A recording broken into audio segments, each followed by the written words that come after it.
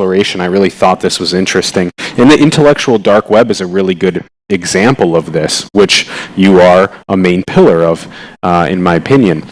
So let's say that two people are having a conversation and they're reducing their points. They're maybe keeping it to straight binary. We see a lot of political polarization that's occurring today in United States politics.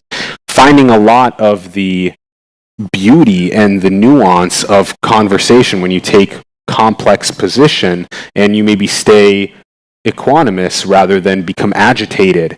All of these things tend to drive better conversations, and it seems as though you're leading that forefront. What do you see in that sort of path that we're walking of figuring out how to have better conversations?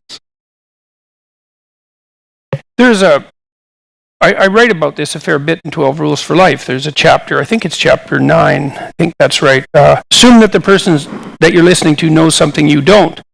It's kind of a derivation of some things that I learned from Carl Rogers, who was a great clinician, great 20th century clinician. His star sort of rose during the 1960s. He was a humanist. He was a Christian missionary when he was a kid, but he dropped that and he became a leading light in humanistic psychology. And he was really interested in the preconditions for therapeutic conversation. And he thought that, well, if you were going to engage in the process of therapy with a client, that the client had to bring to the session before he or she arrived the willingness to make things better. That would be the first thing. Yeah. Right? So that, and I've done therapy that was court mandated. It's like, I wouldn't recommend that. That just doesn't work very well. Because you can't force someone to be better. They have to kind of come already thinking that there's a bunch of things they don't know and that their life could be better than it already is. And that's a good position to take when you're engaging in a conversation with someone. It's like, look, if you already know enough, more power to you, man. But if you're suffering more than you think is necessary, which is like highly probable, or more than you think is desirable, which basically means if you're suffering more than you think is desirable, that means that you're way more ignorant than you need to be. Right? That's what it means, because maybe you have an illness, you don't know how to cure it. Yeah. Maybe you're having a fight with someone, you don't know how to get out of it. Maybe you're failing at work and you don't know what to do about it. It's like you're ignorant, and no wonder, because people are ignorant. And so you might think, well, unless everything is just the way you want it to be, then you have something to learn.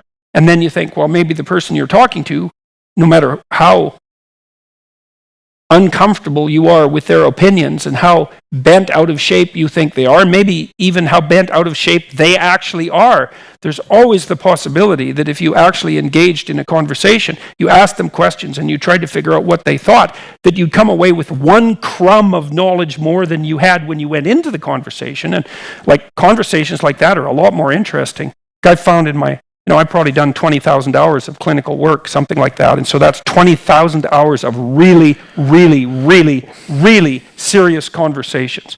And they're almost always interesting beyond belief. And like I've had clients that, I told you already, that sort of spanned the entire spectrum, from people who were so impaired cognitively and behaviorally that, well, they were utterly unemployable by any reasonable standards, to people who were unbelievably high functioning. And I found working with all of them, if I'm in the zone properly, it's ridiculously fascinating. Yeah. Because people are ridiculously interesting. And so, and everyone has their own characteristic experience that's actually unique.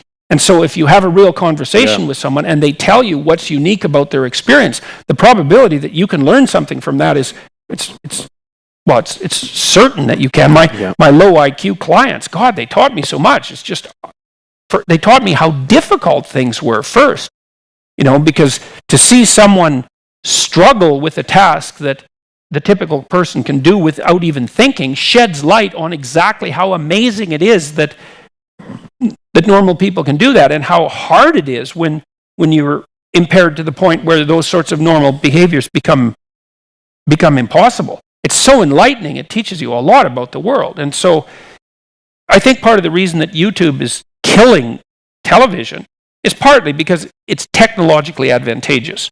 I mean, make no mistake about it. There's nothing that TV can do that YouTube can't do. And there's a whole bunch of things that YouTube can do that TV can't. So it's obvious which one's going to win. But what's also interesting about it is that there seems to be a massive and relatively untapped market for actual conversation. And it's because conversation is between people of goodwill who are trying to tell the truth, who are trying to aim at making things better, is unbelievably valuable. I mean, at least in principle, that's what we're all doing here, right? I mean, even though, you guys aren't talking, that doesn't mean this isn't a conversation. It's, first of all, we're trying to pay attention to you at least enough to see if everyone is engaged in the conversation. If you're not engaged in it, then it would be completely pointless, right? And you involved them in your experiment. That was amazing. Well, one of the things I learned in my clinical practice is that if the conversation wasn't interesting, then I was doing it wrong. Yeah. That's right. It's just,